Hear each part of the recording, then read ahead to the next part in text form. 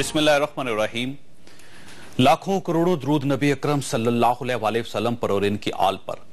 ख़वातीन हज़रात, आज 3:30 बजे तक ज़का अशरफ पाकिस्तान क्रिकेट बोर्ड के चेयरमैन थे। अचानक वज़ीर-ए-आज़म मियां नवाज शरीफ ने अपने खसूसी इख्तियारात इस्तेमाल करते हुए ज़का अशरफ को बरतरफ कर दिया। 8 रुकनी अबूरी बोर्ड कायम किया और इस बोर्ड ने नजम सेठी को चेयरमैन मुंतखब कर लिया। चौधरी ज़का अशरफ ने हुकूमत का यह फैसला मानने से इनकार कर दिया। इन्होंने इसे जमहूरी हुकूमत का गैर जमहूरी फैसला करार दिया। कानून और आइन के मुताबिक किसी भी अदारे का पैटर्न चीफ किसी भी ओहदेदार को उसके ओहदे से हटा सकता है। वज़ीर-ए-आज़म पीसीबी के पैटर्न चीफ हैं, लिहाजा ये भी चेयरमैन को हटा सकते हैं और चेयरमैन कानूनन इस फैसले को जमहूरी या गैर जमहूरी करार नहीं दे सकता।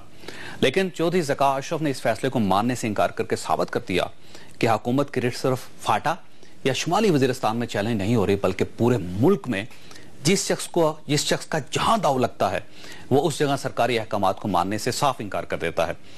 हमारी हुकूमत अगर ज़का अशरफ से अपनी रिट नहीं मनवा सकती या अगर इनसे अपने अहकामात का एहतराम नहीं करवा सकती तो फिर इसे तालिबान के किसी मुतालबे से इनकार नहीं करना चाहिए, क्योंकि आज साबित हो गया कि ज़का अशरफ और मुल्ला फजलुल्लाह में कोई फर्क नहीं।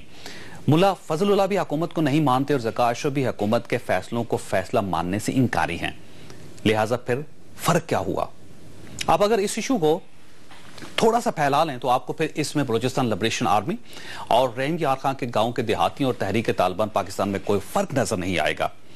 बीआरए ने कल गैस की 3 मेन लाइनें उड़ा दी, रियासत उन्हें नहीं रोक सकी। गांव यूसुफाबाद के देहातियों ने आज अपने नुकसान के अजाले से कबल अमले को लाइन की मरम्मत से रोक दिया और रियासत को काम जारी रखने के लिए देहातियों को बाकायदा गारंटी देना पड़ गई और तालिबान ने भी मुतालबात की एक फहरिस्त वफाकी हुकूमत को भिजवा दी। लिहाजा बीआरए, गांव यूसुफाबाद के देहातियों, तालिबान और ज़का अशरफ में क्या फर्क हुआ? आप कराची चले जाइए, क्या वहां हुकूमत की रिट मानी जाती है? क्या सक्कर में सरकारी वापटा की रिट मानी जा रही है? और क्या बन्नू, गुड्डी खेल और कराची में ख्वाजा आसिफ और आबद शेर अली अपनी रिट मनवा पाए हैं? अगर नहीं तो फिर हम तालिबान को बुरा क्यों कहते हैं?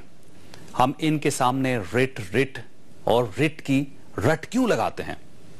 इस मुल्क में कोई शख्स इस सवाल का जवाब दे सकता है? आने वाले चंद दिनों में पीसीबी के मौजूदा चेयरमैन के खिलाफ एक रिट दायर होगी और इनसे कहा जाएगा कि ये सरकारी ओहदा रखें या फिर टीवी शो करें और कॉलम लिखें। उस वक्त नजम सेठी और वज़ीर-ए-आज़म दोनों की रिट और असूल का इम्तहान होगा। क्या उस वक्त हुकूमत और नजम सेठी लचक का मुजाहरा करेंगे या फिर ये फैसला भी इरफान सदीकी साहब की मुज़ाकराती कमेटी ही करेगी? हम ये फैसला वक्त पर छोड़ते हैं। ख़वातीन हज़रात, तालिबान की तरफ से 15 मुतालबात सामने आ चुके हैं।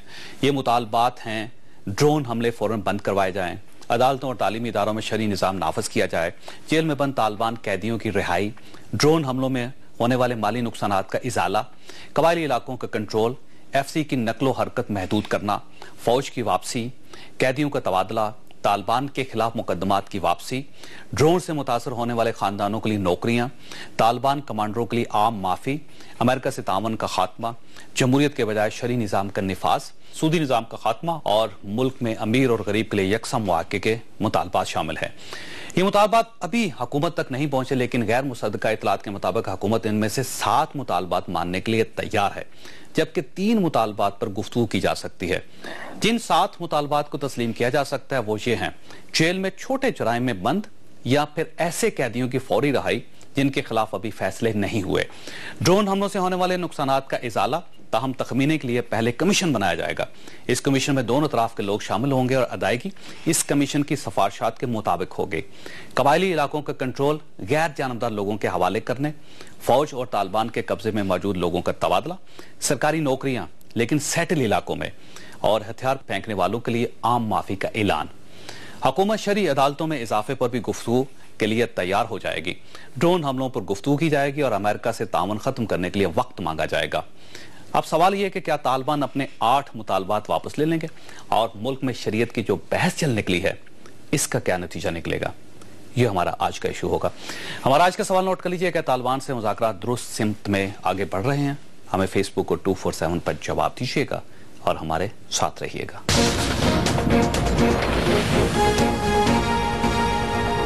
प्रोग्राम में दोबारा खुश आमदीद ख्वास्ता। हमारे साथ तशरीफ रखते हैं मौलाना अब्दुल अजीज साहब, खतीब हैं लाल मस्जिद के और तालिबान की कमेटी का रुकन भी हैं। हमारे दूसरे मेहमान हैं बैरिस्टर मोहम्मद अली सैफ साहब, जनरल परवेज मुशर्रफ साहब के वकील हैं। कराची में हमें ज्वाइन किया साहबजादा हामिद रजा साहब ने, सरबराह हैं सुन्नी इत्तेहाद काउंसिल के। जबकि हम टेलीफोन पर लेने की कोशिश करेंगे मौलाना यूसुफ शाह साहब को, जो तालिबान की मुज़ाकराती कमेटी के कोऑर्डिनेटर हैं। मौलाना, आपकी तरफ आने से पहले एक छोटा सा ख्वास्ता था, आपके सामने एक प्रेस रिलीज रखता हूँ। एहसानुल्लाह एहसान साहब का एक पैगाम आया जो मैं उसमें से कुछ हिस्से पढ़ के आपको सुना रहा हूँ। ये प्रेस रिलीज है उमर खालिद खरासानी की, ये अमीर हैं तहरीक तालिबान पाकिस्तान मोहम्मद एजेंसी के। इनका ये कहना है कि मुज़ाकरात के शुरू दिन से हुकूमत के मनफी हथकंडे भी शुरू हो गए। दर हकीकत हुकूमत मुज़ाकरात करना ही नहीं चाहती, क्योंकि पिछले कई दिनों से मुसलसल हमारे साथी कैदियों की लाशें गिराना शुरू की गई हैं। आज पेशावर में हमारे दो साथियों उमर और इमदाद उर्फ खान को पाकिस्तान के बदनाम ज़माना खुफिया इदारे ISI ने शहीद किया, जो 20 दिन से इनकी तहवील में थे। इस सूरत हाल को देखकर वाज़ेह होता है कि हुकूमत क़याम अमन के लिए संजीदा नहीं, वो सिर्फ सियासी गेम खेलना चाहती है। यह हुकूमत कभी भी खुफिया एजेंसियों और फौज को लगाम नहीं डाल सकेगी और ना ही मुज़ाकरात करना चाहेगी। हुकूमत चाहती है कि इस तरह के अमाल से हमें अपनी मुखालफत पर उभारें, ताकि वो आवाम में प्रोपेगेंडा करके ऑपरेशन और जंग के लिए राह हमार करके अपने मकासद हासिल करें और इस तरह इनके डॉलर आना बंद ना हो जाए। इस सूरत हाल ने हमें बेचैन कर दी और हम सोचने पर मजबूर हैं। यही सूरत हाल रही तो अमन की ख्वाहिश इस ख्वाब की मानद रहेगी जिसकी कोई ताबीर ना हो। ये बताइएगा मौलाना कि आप का कल एक दावा था कि ये मुज़ाकरात कामयाब नहीं होंगे, आप आज भी इस बात पे इत्तफाक करते हैं या आप समझते हैं कि मुज़ाकरात की कामयाबी का कुछ चांस है? देखिए, मैंने दावा तो नहीं किया था, मुझे याद नहीं है, लेकिन मैंने कहा कि जो नजर आ रहा है वो तो ऐसे ही नजर आ रहा है कि हुकूमत निफाज शरीयत और अदालतों में कुरान के सुन्नत के निफाज पर मुझे जो उस दिन मीटिंग से अंदाजा हुआ तो उसमें तो आमादगी नजर नहीं आई। और मैंने कहा मैं दुआ करता हूं कि अल्लाह तबारक व तआला करे कि कामयाब हो जाए, लेकिन जो उस दिन की मीटिंग थी उससे ये अंदाजा हुआ उनका निफाज शरीयत का तो एजेंडा हमारे यहाँ है ही नहीं, न कुरान और सुन्नत का निफाज है अदालतों में। उस बात की वजह से मैंने कहा था कि मुझे नजर नहीं आ रहा, कुछ ऐसा लगता है। लेकिन फिर भी मैं दुआ गो हूँ, अल्लाह ताला से दुआ है कि अल्लाह ताला सूरत मुकद्दर कर दे, लेकिन वो भी उस वक्त मुमकिन है जब निफाज शरीयत होगा। अब आप ये देखिए, जो तालिबान की फहरिस्त है ना 15 मुतालबात की, जो मेरे सामने है अभी, ये क्योंकि तस्दीक शुदा नहीं है, गैर मुसद्दका ही है, लेकिन तरदीद भी नहीं आई अभी तक इसकी किसी तरफ से। उसमें एक मुतालबा यह भी है कि अदालतों और तालीमी इदारों में शरई निज़ाम को नाफिज किया जाए। सर, ये अदालतों में और तालीमी इदारों में कैसे होगा ये शरई निज़ाम नाफिज, ये बताइए। देखिए, बात यह है कि आज हम जिस नहज पर पहुंचे हुए हैं वो नहज इसीलिए हम पहुंच चुके हैं कि हमने आसमानी कानून को वो अहमियत नहीं दी जो इंसानों बल्कि अंग्रेजों के बनाए हुए कानून को अहमियत दी है। यानी अल्लाह का कानून कुरान और सुन्नत आज भी हमारे कवानीन का हिस्सा न बन सका। लाख जहां पढ़ाया जाता है, आपने भी माशाल्लाह पढ़ा हुआ है, वहां पर कुरान और सुन्नत को बाकायदा कानून के तौर पर नहीं पढ़ाया जाता, थोड़ा बहुत कहीं पढ़ा लिया जाए। आज भी वहां जो कवानीन पढ़ाए जा रहे हैं, आप खुद जानते हैं, अगर मैं इजाजत हो तो मैं चंद किताबें पढ़कर सुना दूं। Conduct act 1872, the cell of good act 1930, एजमेंट act 1882, PPC 1807, the trust act 1882, partnership act 1932। अच्छा, इसके बाद transfer of property act 1882, the registration act 1908, the section act 1925। ये मेरे पास ये सारे, इसमें कोई शक नहीं कि जो ताज़ीरात पाकिस्तान है ये वही थी जो ब्रिटिश गवर्नमेंट ने बनाई थी जी, और ये वहां भी जारी है। उसके बाद 1973 का आइन बना और उसमें ये फैसला हुआ कि इन तमाम कवानीन को इस्लाम में कन्वर्ट किया जाएगा, शरीयत में कन्वर्ट किया जाएगा, ये फैसला हुआ। मैं आपको बैरिस्टर साहब को आपके साथ शामिल करता हूँ, कानूनी माहिर है। बैरिस्टर साहब, ये बताइएगा कि मौलाना की ये बात तो दुरुस्त है कि 1860 का जो निज़ाम था वो मुसलसल चला आ रहा है और एक इस्लामी मुल्क होने की हैसियत से हमें इसको ट्रांसफॉर्म तो करना चाहिए, इसको इस्लामी शक्ल तो देनी चाहिए, क्यों नहीं दे पा रहे? देखें, मैं मौलाना साहब की बात से थोड़ा सा इख्तिलाफ इस बुनियाद पे करूंगा कि अंग्रेज़ों के दौर का यकीनन कानून उस वक्त बनाए गए थे और पाकिस्तान बनने के बाद पाकिस्तान की हुकूमत ने उन कवानीन को अपना लिया था। लेकिन ये जो कवानीन जिनकी तरफ मौलाना साहब इशारा कर रहे हैं, इनमें मेरी ज़ाती राय में जितना मैं इस्लाम को समझता हूँ, कोई ऐसी प्रोसीजरल इश्यूज हैं, एक यानी तरीक़ा कार के अदालतों में आप उस इशू को कैसे लेकर आएंगे, जिनका इस्लामी या गैर इस्लामी होना इशू नहीं है। वो अगर उनको इस्लामी नहीं कहा जा सकता तो उनको गैर इस्लामी भी नहीं कहा जा सकता, पहली बात तो ये। दूसरी बात यह कि जितने भी ये कवानीन हैं, ये जो मौलाना साहब ने जिक्र किया और उसके अलावा जो आपने ज़ाब्ता फौजदारी का जो दूसरा है, ज़ाब्ता दीवानी है, उसके अलावा ताज़ीरात पाकिस्तान है, इन तमाम कवानीन में 1973 के बाद भी और مختلف وقتوں میں باقاعدہ ترامیم ہوئی ہیں. ان کو قرآن و سنت کے جو بنیادی اصول ہیں ان کے ماتحت اور ان کے مطابق کرنے کی تمام کوششیں کی گئی ہیں. اب آپ پی پی سی کو دیکھ لیں, اس میں آپ مجھے کوئی پرٹیکولر کوئی ایسا جرم بتا دیں کہ جو اسلام نے اسلامی اصولوں کے خلاف ہو لیکن پاکستان میں وہ جرم نہ ہو. میں سمجھتا ہوں کہ جو چیزیں اسلامی اصولوں کے خلاف ہیں تقریباً تمام جو ہیں وہ جو ہے اس کی پاکستانی قوانین میں بھی وہ جرائم ہیں. مولانا کوئی ہے ایسا جو ایک سیکنڈ میں مولانا صاحب مجھے ایک سیکنڈ دیں. پاکستان کا جو آئین ہے آرٹیکل 2A ہے, آرٹیکل 203 ہے, اس میں باقاعدہ یہ چیزیں ہیں کہ آپ کوئی بھی قانون نہیں بنا سکتے. عدالت اس کو فوری طور پر جو متصادم قرآن و سنت کے اصولوں سے متصادم. اچھا, فیڈرل شریعت کورٹ موجود ہے, اگر کوئی ایشو ہے آپ وہاں جائیں. اسلامی نظریاتی کونسل کا کام ہی ہے. اور وہاں بیٹھے کون ہیں؟ وہاں سارے علماء بیٹھے ہیں. میری طرح کا کوئی سیکولر ایجوکیٹڈ آدمی تو وہاں نہیں بیٹھا ہوا. وہاں کے مولانا شیرانی صاحب اس وقت ان کے انچارج ہیں, بڑے ہیں, باقی علماء سب تمام مکاتب فکر کے علماء وہاں موجود ہیں. اس کے علاوہ فیڈرل شریعت کورٹ کے جو جج ہیں ان میں علماء کا ایک باقاعدہ نمائندگی ہے. تو اس لیے میں یہ سمجھتا ہوں کہ یہ کہنا کہ پاکستان کے قوانین غیر اسلامی ہیں, اس سے میں اختلاف کروں گا. ہاں, یقیناً ان کی جو امپلیمنٹیشن ہے اس میں نقائص ضرور ہیں, اس سے کوئی بھی مطمئن نہیں ہے. اور میں وہاں ان سے ضرور اختلاف کروں کہ جو اسلام کی جو روح ہے انصاف کی, اس میں یقیناً پرابلمز ہو سکتے ہیں, لیکن وہ امپلیمنٹیشن یعنی اس کے نفاذ کا ایشو ہے. قانون کی مولانا یہ بتائیے گا کہ آپ کو اس پوری سوسائٹی میں جو اسلامی جمہوریہ ملک پاکستان ہے, اس کے اندر کہاں پہ آپ کو محسوس ہوتا ہے کہ کوئی غیر اسلامی حرکتیں ہیں جو اسٹیٹ کی سطح پہ چل رہی ہیں, معاشرے کی سطح پہ چل رہی ہیں, اور وہاں پہ اسلام کو, شریعت کو پوری طرح نافذ ہونا چاہیے؟ کس کس سیکٹر میں ہونا چاہیے بتائیے گا. دیکھیے, پہلی بات تو میں اصل چیز کی طرف آؤں گا. دیکھیے, قرآن یہ کہتا ہے اور اسلام یہ کہتا ہے کہ قرآن اور سنت خود قانون ہے. قرآن و سنت کو تابع نہیں کیا جائے گا, اس کی نوک پلک نہیں سنوارے. یعنی ساری عمارت تو انگریز کے قانون کی ہوگی, ہم اس کی نوک پلک سنواریں گے. اب تک یہی ہو رہا ہے. اسلام یہ نہیں کہتا قرآن و سنت خود قانون ہے. آپ بتائیے, کیا قرآن و سنت کو بطور قانون کے ہمارے لا کالجوں میں پڑھایا جا رہا ہے؟ آپ نے پڑھا؟ یعنی بطور اسلامیت پڑھی؟ نہیں, اسلامیات لازمی حدیث پہلے دن سے میں نے پڑھی ہے ایم اے تک. نہیں, قانون جب پڑھا تو اس میں حدیث کی کون سی قانون تو میرا کام ہی نہیں سر. میں تو ماس کمیونیکیشن جرنلزم کرتا رہا, اور اسلامی صحافت نہیں ہے کوئی بھی دنیا میں. جو اس وقت قانون ہمارے یہاں پڑھا جاتا ہے وہ سارا انگریز کا قانون پڑھا جاتا ہے. اس میں قرآن کو جگہ نہیں ہے, اس میں حدیث کو جگہ نہیں ہے. آج بھی کوئی قرآن و حدیث کو وہاں لے جائے اور جا کر کوٹ کرنا چاہے تو اس کو وہ قبول کر لیں بطور برکت کے, تو اور بات ہے.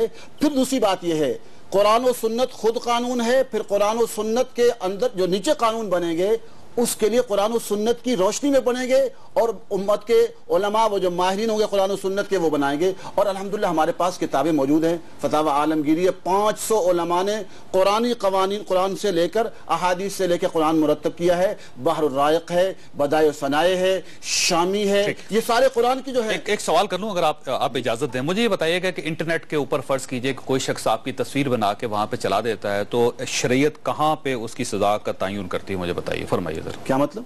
فرض کیجئے کہ انٹرنیٹ پہ آپ کی ایک جعلی تصویر بن جاتی ہے. تصویر بننے کے بعد وہ انٹرنیٹ پہ چلا دی جاتی ہے, اور اس کے بعد وہ سارے بلاگز میں ہوتی ہے, وہ فیس بک پہ ہو جاتی ہے, وہ ٹویٹر پہ آ جاتی ہے, وہ ای میلز کے ذریعے سرکولیٹ کرتی ہے. تو اسلام اس کی کیا سزا دے گا؟ دیکھیں, اسلام میں حدود مقرر کی ہے نا. کوئی فرض ہے, کوئی واجب ہے, کوئی سنت ہے, کوئی مستحب ہے. یعنی ان قوانین میں ایسا نہیں ہے.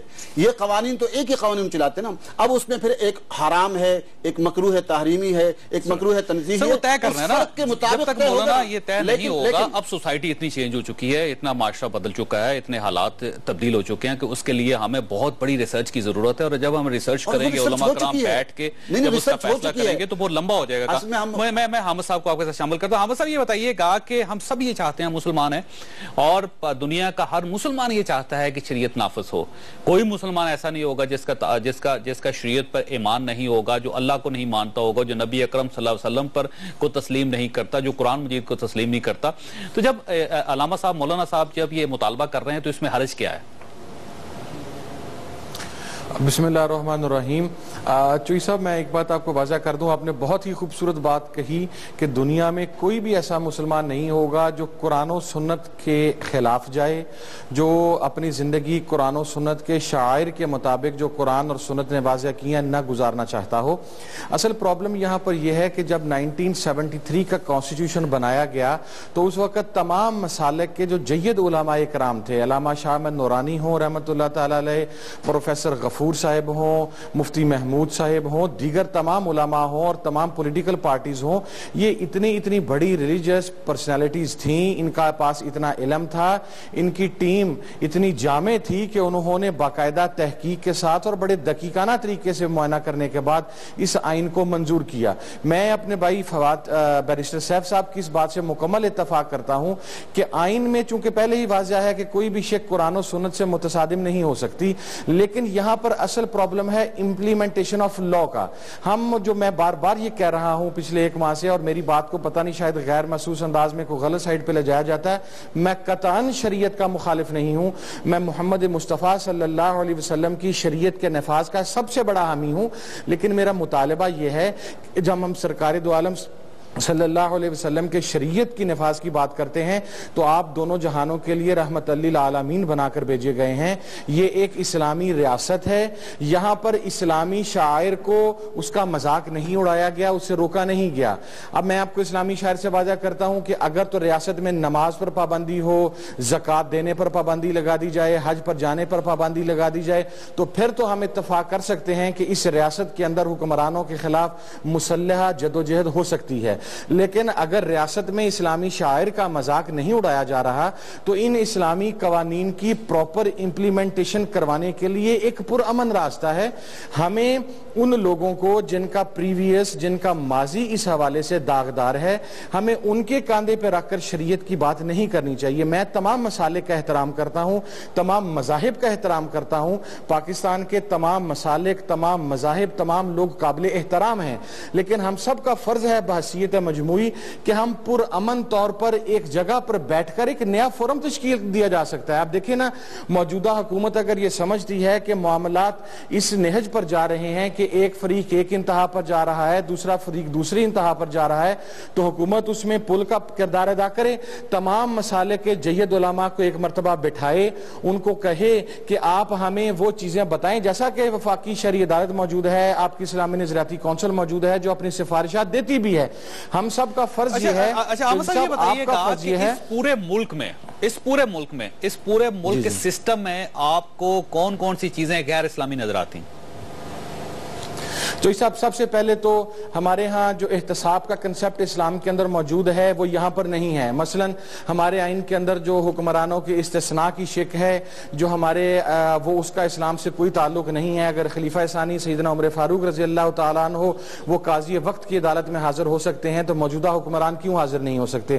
اسی طریقے سے آپ دیکھیں, میں آپ کو بتلاؤں, آئین کے اندر اگر آپ کسی کو قتل میں کسی بالکل نہیں ہونی چاہیے. اکارڈنگ ٹو اسلامی شریعہ, اکارڈنگ ٹو اسلامی شریعہ ہر آدمی آئین کے آگے, شریعت کے آگے, قانون کے آگے جواب دہ ہے.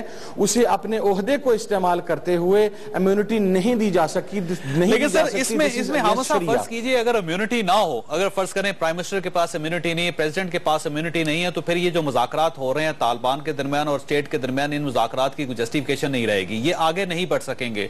یہ ایک امیونٹی ہے, وہ پارلیمنٹ کے پاس ہے, وہ وزیر اعظم کے پاس ہے, وہ صدر کے پاس ہے. اس امیونٹی کے بیس پر یہ مذاکرات ہو رہے ہیں, آئین میں اس کی گنجائش نہیں, میں پہلے آپ سے عرض کر رہا ہوں.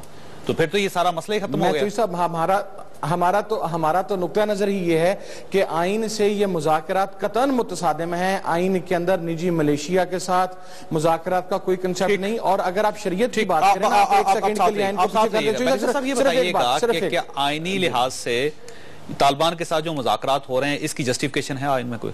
دیکھیں جہاں تک آئینی تناظر کا تعلق ہے، میں نہیں سمجھتا کہ آرٹیکل 256 جو ہے آئین کا وہ بڑا واضح طور پہ کہتا ہے کہ کسی ایک تو مسلح گروہ جو ہے وہ بنایا نہیں جا سکتا، وہ غیر آئینی ہے، غیر قانونی ہے، اور ان کے ساتھ میں یقیناً مذاکرات بھی غیر آئینی اور غیر قانونی ہیں۔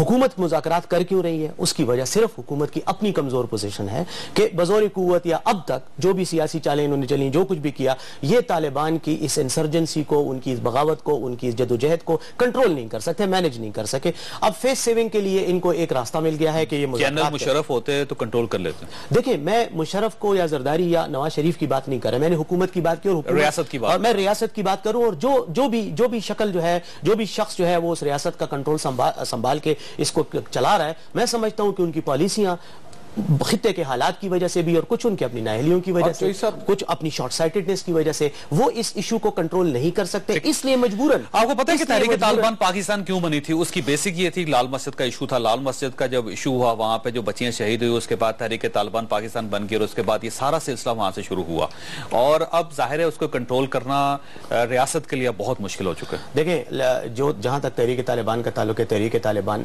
دسمبر 2007 میں بنائی گئی، ٹھیک ہے، جو کہ لال مسجد کے یقیناً واقعے کے بعد ہوئی، لیکن دسمبر 2007 میں سوات میں آپریشن بھی لانچ ہو چکا تھا، اور امریکہ میں جو ایف پاک پالیسی تھی امریکنز کی، یو ایس کی افغانستان میں، اس کے تناظر میں میرا اپنا نقطہ نظر، اور اس نقطہ نظر کو کئی مصنفین نے اپنی کتابوں میں واضح کیا ہے کہ اس وقت ضرورت تھی القاعدہ کو، جو کہ وہ جنگ لڑ رہے تھے ان کے خلاف، امریکیوں کے خلاف، اور امارات اسلامی افغانستان جو ملا عمر کی تنظیم ہے، ان کی یہ ضرورت تھی کہ پاکستان میں فرنٹ کھولا جائے، تاکہ یہ جو وزیرستان اور یہ جو فاٹا کا بارڈر ہے، اس کے لیے جو پاکستان آرمی کی ایڈوانسمنٹ ہے اس کو کسی طرح سے ڈائیورٹ کیا جائے، اور اس کے لیے مختلف فرنٹس کھولے گئے، جن میں سوات کا آپریشن اور باقی چیزیں، وزیرستان میں ایکٹیویٹیز، مومند میں ایکٹیویٹیز۔ آپ کا خیال یہ کہ بیسیکلی یہ ایک امریکن پالیسی ہے جس کو ساری گورنمنٹ چلا رہی ہیں، اور اس امریکن پالیسی کی وجہ سے سارے حالات خراب ہیں۔ جب تک ہم اس کو پالیسی کو ماڈیفائی نہیں کرتے یا اس کو ختم نہیں کرتے، یہ حالات اسی طرح نہیں۔ میں بریک لینی ہے چودھری صاحب، صرف آخری بات، یہ آپ کی بات کی تائید میں صرف یہ کہنا چاہتا ہوں کہ جو کچھ بھی حکومتیں کر رہی ہیں، یا امریکی جو اس وقت اسٹریٹجی ہے اس کے اگینسٹ یا اس کے فیور میں، یہ سارا کچھ اس کا رد عمل ہے۔ ٹھیک ہے، میں نے بریک لینے کی خواہشات، لیکن یہ بھی آپ کو بتاتا چلوں کہ طالبان کی طرف سے جو 15 مطالبات سامنے، اس میں ایک مطالبہ یہ بھی ہے کہ امریکنز کے ساتھ تعاون فوری طور پر ختم کیا جائے۔ کیا ہماری حکومت فوراً ختم کر سکے گی؟ ایک چھوٹی سی بریک لیں گے، اور بریک کے بعد یہ سوال مولانا صاحب کے سامنے رکھیں گے۔ پروگرام میں دوبارہ خوش آمدید خواہشات۔ جو طالبان کی طرف سے 15 مطالبات سامنے آئے، اس میں ایک مطالبہ یہ بھی ہے کہ جمہوری نظام کو ختم کر کے شرعی نظام کو نافذ کیا جائے۔ دوسرا ایک مطالبہ یہ بھی ہے کہ امریکہ کے ساتھ تعاون ختم کرنے کا اعلان کیا جائے۔ تیسرا یہ بھی ہے کہ امیر اور غریب کو یکساں حقوق فراہم کیے جائیں۔ چوتھا مطالبہ یہ بھی ہے کہ ایف سی کو قلعوں کے اندر تک محدود رکھا جائے، اور پانچواں مطالبہ یہ بھی ہے کہ ڈرون حملے فوری طور پر بند کیا جائے۔ اور یہ وہ تمام مطالبات ہیں جو میرا خیال یہ ہے کہ ریاست پاکستان شاید تسلیم نہ کر سکے۔ مولانا یہ بتائیے گا کہ یہ جو ہمارا جمہوری نظام ہے، جو ہمارا جو اس وقت جمہوری نظام ہے، یہ شرعی ہے یا غیر شرعی ہے؟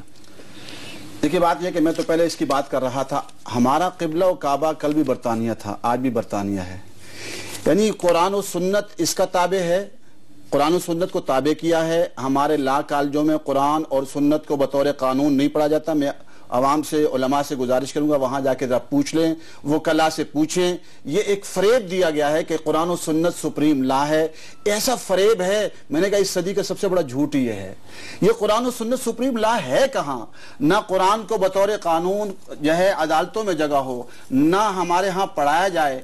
پہلے بھی قبلہ و کعبہ برطانیہ تھا، آج بھی قبلہ و کعبہ برطانیہ، ورنہ تو اسلامی قانون کا قبلہ و کعبہ تو مدینہ ہے۔ اچھا، اس سوال کا جواب دیجئے گا کہ یہ جمہوری نظام جو اس وقت ہے، یہ شرعی ہے یا غیر شرعی ہے؟ بات یہ ہے کہ اس پہ بھی اختلاف رائے پایا جاتا ہے، کچھ حضرات تو اس کو شرعی کہتے ہیں، لیکن وہ بھی جزوی طور پر کہتے ہیں، لیکن جو آپ کا اپنا ذاتی میں بھی سمجھتا ہوں کہ اس کا بھی بنیادی جو سارا ڈھانچہ ہے وہ ہم نے برطانیہ سے لیا ہے۔ اسلام کے اندر تو شورا کا تصور ہے، شورا ہے، لہذا غیر شرعی ہے۔ یہ بھی اس کو جو ہے نا، ہاں غیر شرعی کہے گا، اور کیا کہے؟ اس کا مطلب یہ ہوگا کہ میاں نواز شریف صاحب بھی غیر شرعی وزیر اعظم ہے، پھر دیکھیے اور صدر ممنون حسین وہ بھی غیر شرعی وزیر اعظم صدر ہیں، بات یہ کر رہے ہیں، تو ڈائیلاگ بھی چل رہے ہیں آپ کے ان کے ساتھ۔ غیر شرعی حکومت کے ساتھ، غیر شرعی آئین کے ساتھ، غیر شرعی پرائم منسٹر کے ساتھ، غیر شرعی صدر کے ساتھ آپ کے ڈائلاگ چل رہے ہیں؟ دیکھیں یہ اس پر بحث ہو سکتی ہے کہ عارضی طور پر اگر یہ اپنا کام کر رہے ہیں وہ اور بات ہے، لیکن جب آپ مجھ سے شریعت کی بات پوچھیں گے تو میں تو شریعت کی بات کہوں گا نا.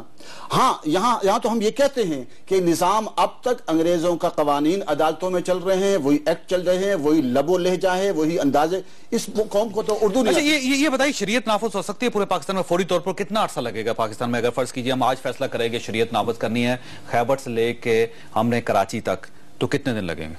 یہ 1 گھنٹے کا کام ہے، اس میں کیا مشکل ہے؟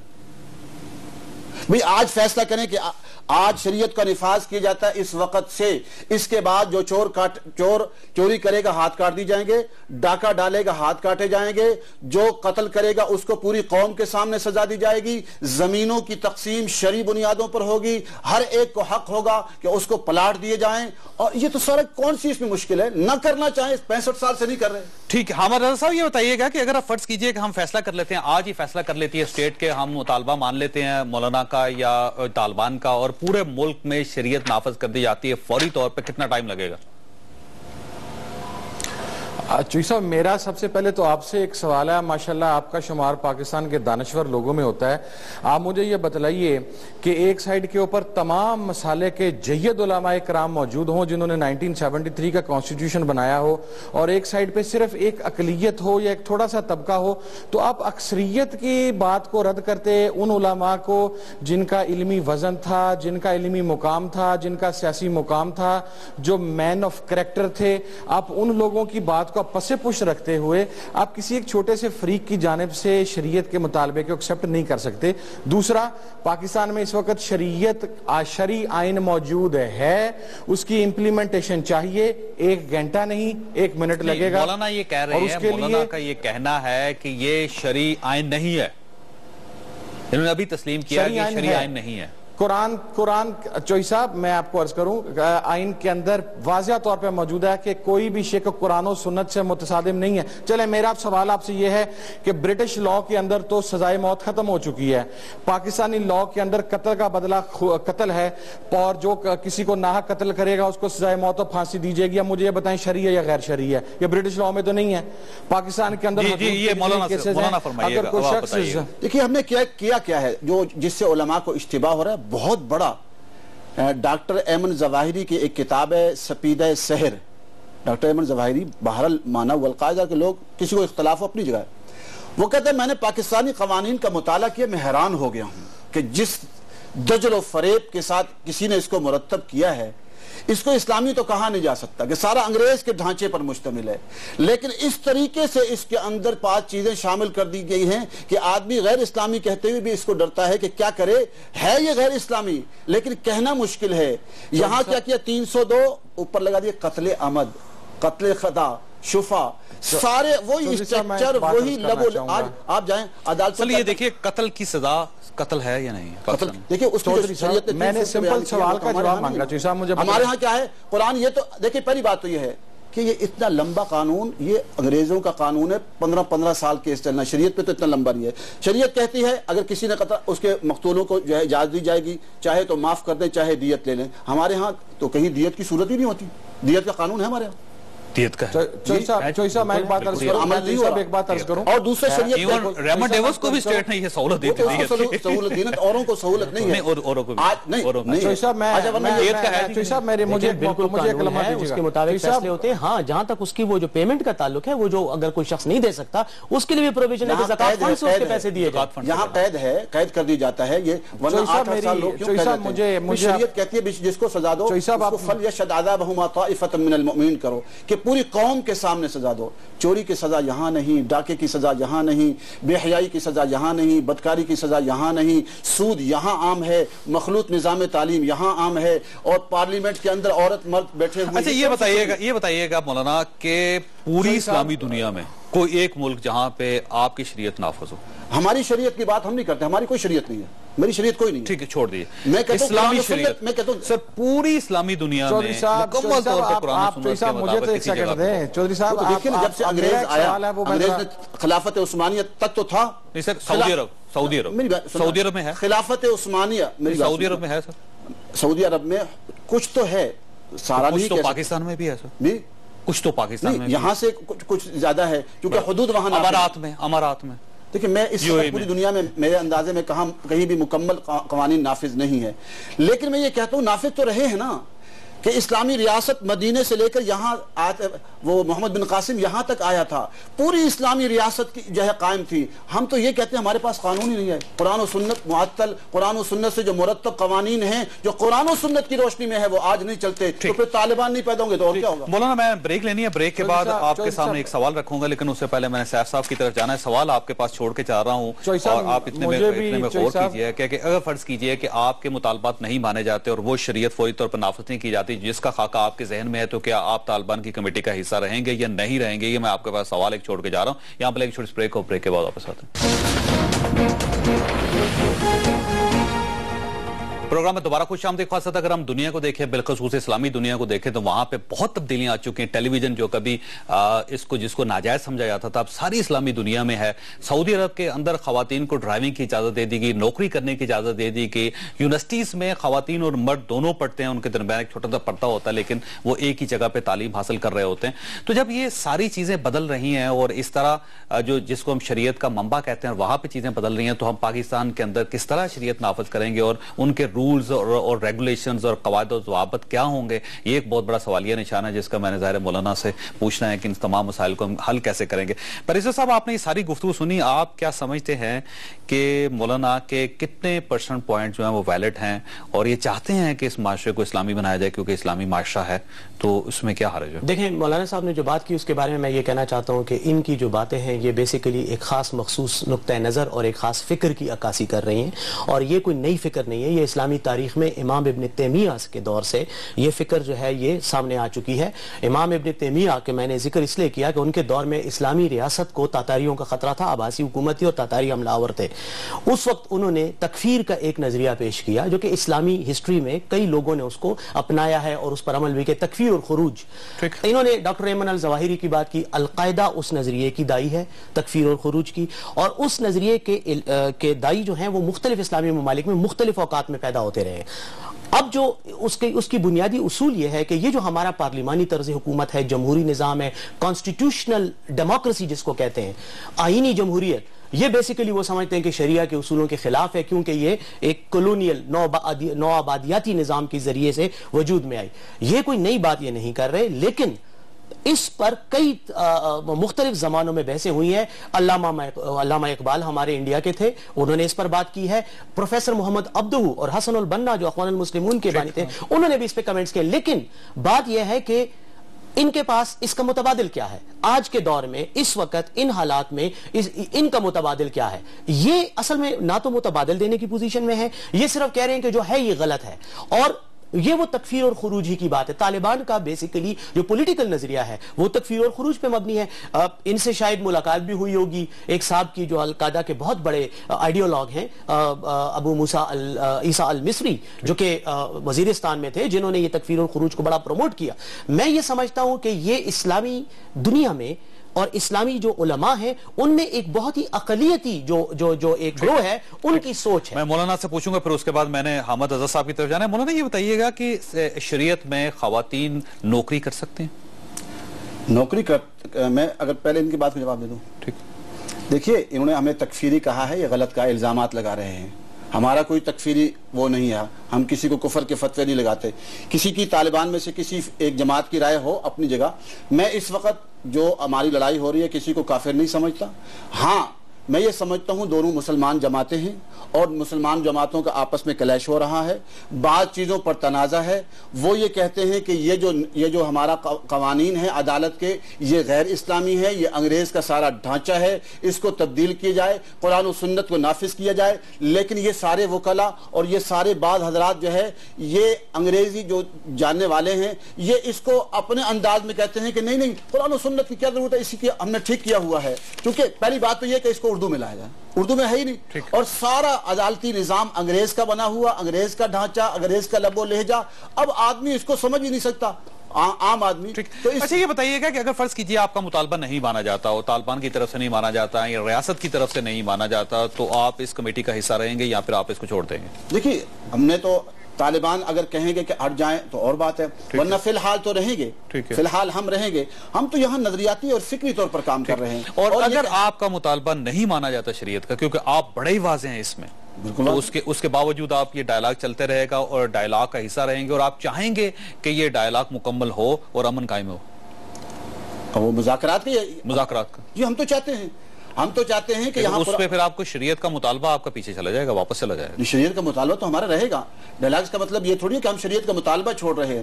میں تو شریعت کا مطالبہ ہی اسی کرتا ہوں کہ پائیدار امن نہیں آ سکتا. میری بات نوٹ کر لیں، اگر شریعت نہیں آئے گی کچھ عرصے کے بعد اور مسائل کھڑے ہوں گے. یہاں صرف ایک مسئلہ نہیں ہے، کراچی کے مسائل ہیں، بلوچستان کے مسائل ہیں، چوریوں کے مسائل ہیں، ڈکیتیوں کے، پورا ملک قتل عام. حامد رضا صاحب، یہ امن قائم کرنے کے لیے ہمیں کوئی بڑا فیصلہ تو کرنا پڑے گا، یا پھر ہمیں ریاست کو منوانا پڑے گا یا پھر طالبان کو منوانا پڑے گا. تو کس کو ماننا چاہیے، کیسے کرنا چاہیے، کیسے یہ مسئلہ حل ہوگا حامد صاحب؟ جی صاحب، اب جمہوری آدمی ہے، 1 منٹ اب مجھے بھی دیجئے گا، مجھے تو پورے پروگرام میں ٹائم نہیں ملا. میں ایک بات عرض کروں گا، میرا خیال ہے اگر پاکستان کو بچانا ہے تو ایمن الظواہری صاحب سے بڑھ کے ہمیں اب درخواست کرنی پڑے گی پاکستان کی آرمی سے کہ وہ کچھ میرینز زیر سمندر بھیجیں، جہاں سے جا کے شاید اسامہ بن لادن صاحب کی بھی کوئی کتابیں ہمیں مل سکیں، جس کے ذریعے فیصلہ کیا جا سکے کہ پاکستان کے اندر اب آئین کے حوالے سے گفتگو اسامہ بن لادن اور ایمن الظواہری کی لکھی ہوئی کتابوں کے حوالے سے ہوگی یا قرآن و سنت کے مطابق ہوگی. قرآن و سنت کا بہرحال جو کنسپٹ یہاں پر پیش کیا گیا، اور یہ عرب مجاہدین یہ اپنے علاقوں سے یہاں پر شریعت نافذ کرنے کے لیے آگئے ہیں، وہاں پر پہلے شریعت نافذ کریں، پہلے اپنا گھر ٹھیک کریں گے تو اس کے بعد یہاں پر آئیں گے. اور دوسری بات، آپ نے ابتدا میں چوئی صاحب سوال کیا تھا اور اس کے بعد آپ سائٹ پہ چلتے موضوع سے ہم ہٹ گئے. آپ نے کہا تھا BLA، طالبان اور زکوٰۃ اشرف میں کیا ڈفرنس ہے. میں واضح کر دیتا ہوں، BLA اور طالبان اپنی بات کو منوانے کے لیے ملیٹنسی پر بلیو کرتے ہیں، اور زکوٰۃ اشرف صاحب نے اس فیصلے کو نہ چاہتے ہوئے بھی تسلیم کیا، اور وہ ملیٹنسی پہ بلیو نہیں کرتے، جو کہ اسلام کا حقیقی میسج ہے. آپ دیکھیں، اسلام یہ کہتا ہے کہ اگر آپ اسلامی ریاست کے اندر اسلامی قوانین سے متصادم کوئی چیز آتی ہے تو اس کے لیے آپ مسلح جدوجہد نہیں کر سکتے، آپ نے پر امن جدوجہد کرنی ہے. آپ تمام لوگوں کو بٹھائیں ایک جگہ پر اور ان سے کہیں کہ ان تمام معاملات کو سارٹ آؤٹ کریں، نہیں تو پھر کل اس طرح ہوگا کہ BLA سے بھی اور بلوچستان سے بھی اب اپنی فورسز کو واپس بلوا لیں، اور BLA یہ مطالبہ کرے گی کہ یہاں کا کنٹرول جو ہے وہ را کے حوالے کر دیا جائے گا. اور آپ دیکھیں جن شرائط آئی ہیں کتنی مزے کا خیز ہیں کہ پاکستان آرمی واپس آ جائے. اب مجھے آپ یہ چوئسا بتلائیں کہ کیا وہ لوگ جو قتلوں کے کیسز کے اندر اسی شریعت کے مطابق قتل کا بدلہ، قتل خون کے بدلے خون کے تحت سزائے موت میں جیلوں میں پڑے ہیں.